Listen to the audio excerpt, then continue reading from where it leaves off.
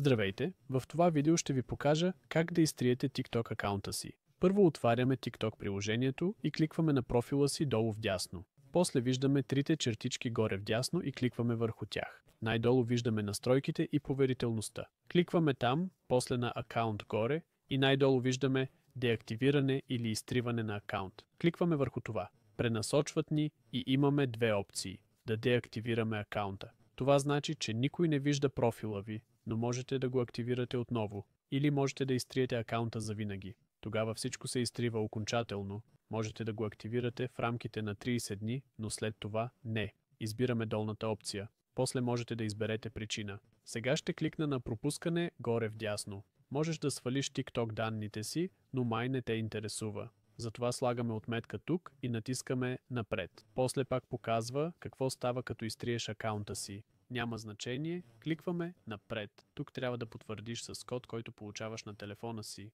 Или ако си го направил по имейл, ще получиш мейл. После въвеждаш кода, натискаш изтри акаунт и готово. Изтри си TikTok акаунта. Ако видеото помогна, ще се радвам на лайк. Чао!